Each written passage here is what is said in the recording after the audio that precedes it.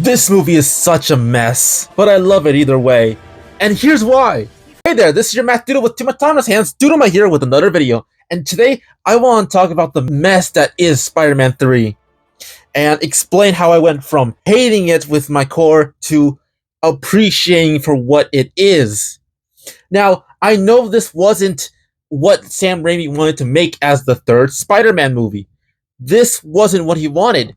He wanted to have like the Vulture and like Mysterio in the third film, but because of studio meddling and higher ups telling him you gotta introduce more popular characters, which at the time was Venom because of the Ultimate Comics, they said you have to have Venom in there, and he's like, no, I don't know the character. I don't know enough to be able to put him in. And he didn't really care about him, but he reluctantly did it. He did make Venom appear in this film. Did he want to? No, but he did what the best he could. And to be honest, for what that is, for so much meddling, this movie ended up being pretty alright. It's not a good movie, but if you just see it as a fun Spider-Man film, it takes a whole new approach to it. Because this movie still has heart. This is Sam Raimi. He made the last two films. So even a miss for him is still really good. Because this movie still had heart and soul to it. Like, one of my favorite parts of this film is the progression of Peter in this film. Like, what I love in the beginning is that Peter is shown to be happy, which is a rarity. He has everything he wants. He has fame as Spider-Man. He's good at his job. He's with MJ. He's ready to propose. Everything is going well for him. But because, Spider-Man can't have too much of a happy life, bad stuff happens. And that bad stuff isn't just everything around him. This is him. Because of the arrogance that he gains from the confidence of having everything, he technically loses that. Like, they introduced Gwen Stacy in this film, but not as a traditional love interest, because I don't think Sam Raimi wanted her here. But of course, the higher-ups wanted her, so he had to figure out a way. But then we still got this cool shot of Peter ready to save her, from the building collapsing. And I still love this scene no matter what. It's just so cool. And I do want to say that this suit is also different. I don't know too much about it because I wouldn't hear that either it got stolen or the fact that that's why they had to change it. Nothing like that. I just know it's different from the fact that it looks, different. The shapes that are usually in the suit, the textures, are more prominent. The red and blue are very much there and brighter. The silver on the suit is more pronounced. Very much silver and much better on the camera. I do want to say, what is with the mid-2000s thing of having a dark gradient around a movie? I don't get it, but it's still fun to see for at the time. And you know what? This is the first Spider-Man movie of the three that I actually remember seeing the trailer for. I was 6 when the trailer was out. Before the movie was actually in theaters. I never watched it in theaters because I was too young, but I remember being haunted by the trailer itself. It was too scary because they were trying to promote that Venom was in the movie, right? So when I saw it, it is burned into my mind of the fear of Venom. But later on, I still didn't like it.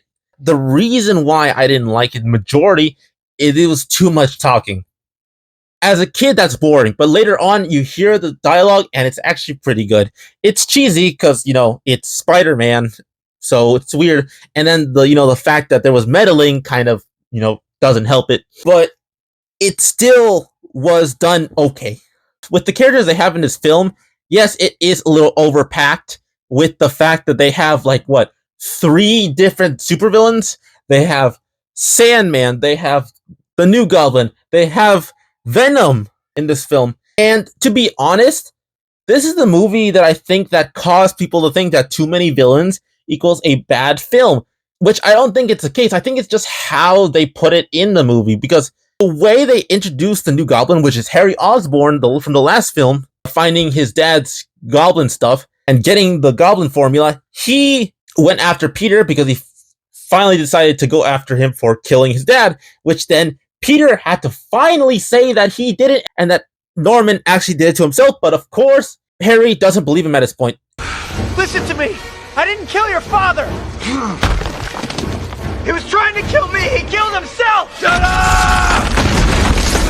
And it happens in a very cool scene where Peter is trying to go home with a ring that Aunt May gave him for the approval that he can marry MJ, which is sweet. But the fact that Harry decides to get him there, which I always thought was the exact same thing. Whenever it showed Peter going to Aunt May, I kept thinking it was a scene after where Harry kidnaps Peter. But nonetheless, Peter is trying to protect the ring from all costs. Because it's not just a proposal ring, it's literally his aunt's ring, which at this time made me cry. And the dynamicness of the fact that he's going crazy for it is awesome. But the fact that Harry scratches Peter and it doesn't show any blood doesn't really make any sense, because the last two movies it would show Peter actually getting hurt. So I don't understand it, to be honest. And with Sandman in this film, I actually like him. He is a good villain. The only thing I don't necessarily like, and I don't think this needed to be changed, was the fact that Sandman was Peter's uncle's killer. I don't see the really need. He could just have been a good villain with, him turning into Sandman. And when they first meet, it was a fun fight scene because the CGI is still so good, especially when Sandman was being formed. As a kid, I'm going to be completely honest, I thought this was boring. Him transforming from pure sand to making his body, I thought that was boring. From the score to him just forming was just kind of boring until he turned into a full body. But later on, I'm like, oh my god, the mastery, the beautifulness of this scene is just immaculate. It's amazing. And it just gets me more nowadays. And the fact that this was 2007, the CGI still holds up to this day. It's so good. And let's talk about the actual Venom symbiote. I do like what it represented in this film. It wasn't just, just there for the sake of it. Like, Sam Raimi still had a plan, even if it wasn't portrayed great. Like, it's a good parallel that even though I don't like that Sandman killed Uncle Ben, the thing they did with it was cool. Peter is angry. Peter is frustrated that he didn't actually get the killer, which is weird. But he's so angry, he's pushing everyone away, especially like Mary Jane. He so focuses on trying to find Sandman. Sandman is so weird because Sandman is just trying to save his daughter, which was a nice change to the story for him. But it still doesn't excuse for what he did. Peter's angry. And the symbiote has been following him the entire time, feeding on the anger. And when he finally goes on him, it is so cool. It actually gives me goosebumps. It shows Peter's first time being conscious, being in the black suit. It looks like the lenses. It looks like those are actually eyes. Like when you look on the corners, it looks like a piece of red, and that makes me think of an actual eyes, side of it. And it's just cool, like if it's alive. And the score is beautiful. The upside down is amazing, but this movie didn't make it up. I thought it was that for the longest time. It actually came from Spider-Man the Animated Series show from the 90s. That's where it came from. And that's where the idea of the black suit corrupting the person, making them angrier, that's where that idea came from. Before that, there was nothing to it. It was just a black suit that took him energy. That's it. But the fact that they now make it an allegory of addiction is cool because the black suit enhances everything he has. It makes him more angrier and pissed off. The only thing I didn't necessarily like at the beginning was the fact that how they portrayed that. How the symbiote for him would make him emo, and that's where we got the famous emo Peter. And then where we got the famous dance that everyone knows, which I still love to this day.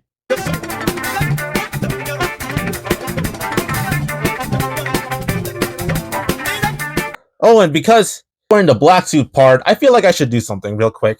If Peter gets to have a black suit, then I should have a Doodlemite variant of black suit, if that makes sense. Also, tell me what you think. But let's keep going on. Now, Peter being emo is such a funny thing, which is, I think, that's the problem with how Sam Raimi didn't understand the character well, that it would make him angry. It wouldn't make him think that he's popular or things like that, because this version of Peter, he thinks this is cool. He thinks that this is what being a douche is, and it's just weird. In a weird way, I get it, because as a nerd myself, I would think this is what being cool was at the time too. But other than all the cringe parts on that, the fact of how much this suit actually caused pain for Peter is dreadful, because when Peter wears the black suit, he was ready to kill Sandman by turning him into literal mud and, draining him through the water, literally ending him. And when Aunt May doesn't approve of that, he has to realize that the black suit is not good. But then when he realizes that, everything goes terribly for him, he's like, you know what? I'm just gonna wear the black suit again, because what the hell am I gonna do? Like, he was just done. And when he put it back on, it felt more like an addiction, because he was like, no, I need to keep wearing it. It makes me a better Spider-Man and better Peter Parker. But it shows it doesn't work. So the entire Peter being angry part of the suit is still there, mixed with the emo-ness. And I love that when he wore the black suit to fight Harry, it was just pure brutalness. He was just going at it. He was ready to kill him, and that is no.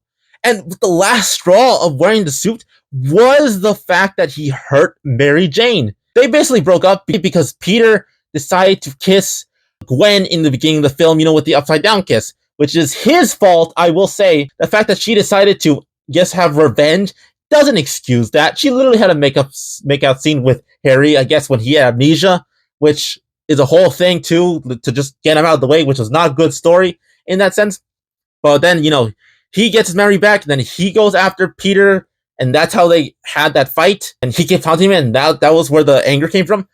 But the fact that Peter realizes that, after, he hit MJ, I can't wear this anymore, this is terrible, and that's where we got the amazing scene of him ripping off the black suit in such a amazing way, which is also a reference to the comics, but also the animated series because of how it was put there. And then, of course, it lands on Eddie. Eddie was in this movie. I didn't really have time to talk about him, but he didn't really, I didn't really care about him, to be honest. He was obviously a parallel to Peter, but it was, But he basically turns to Venom. And when I was a kid, the transformation terrified me so badly. It actually scared me when he screamed, and I was actually like, no! But, okay, I'm gonna be honest. Okay. But since now the suit has transferred to Eddie, I should get back to my old mask.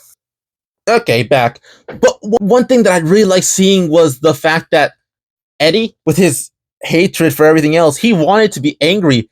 And this, okay, well, the fact that he was basically trying to recruit Sandman to help him was an interesting thing, because, he came back. But I also love the fact that when Peter decides to come back as being Spider-Man, understanding all the wrong he's done, he comes out with a bang with this amazing American flag scene. And I know by this point people got annoyed with the American flag because they've been doing that since the first movie because of what happened in 9/11. So they had, unity and all that stuff. That's what the flag was supposed to be.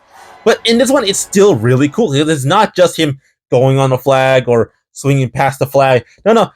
He's running past it and saying that he's back.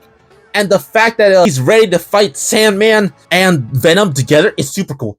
I love it so much. And the fact that Harry decides to join in, realizing, hey, my butler decided to tell me he should get fired, that it wasn't him, it was actually my dad who did it, and he finally believes him. He's all messed up already.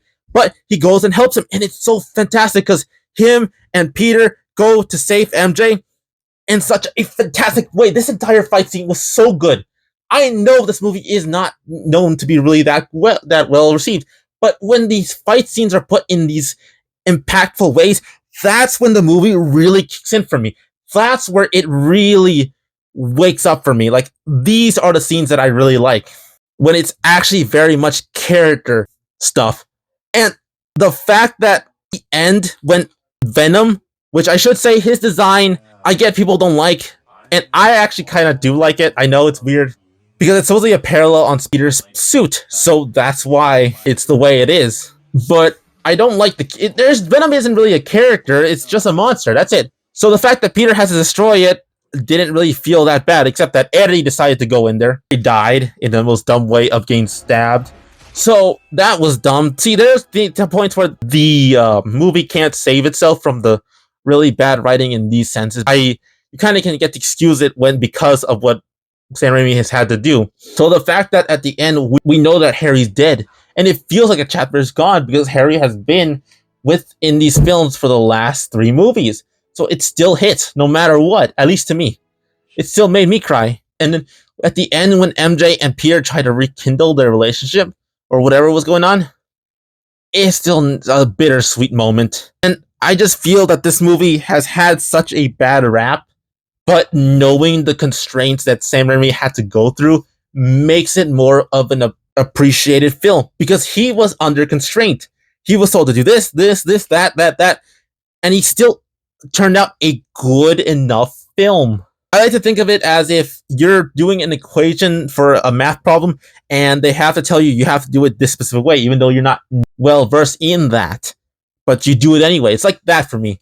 I still appreciate for everything this movie did. It's still so fun to watch to this day. And even with all the bad stuff in this film, with the cringy stuff, I think that kind of makes it better because again, we get that beautiful dancing of emo Peter. You know, we get that and we get to laugh.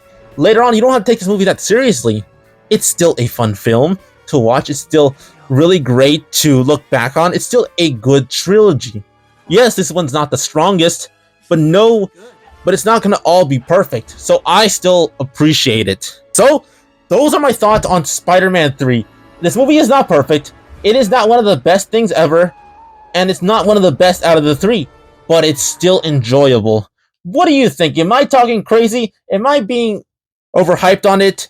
Am I downplaying the bad stuff? What do you think? Did you like Venom? Did you like Sandman? Did you like the New Goblin? Let me know in the comments down below on what you thought. I read your comments and I would really like to know what you think. And if you want to see more, you can do the normal things that you do on YouTube. So, hey, this has been Dunamite, and I hope to see everyone in the next video.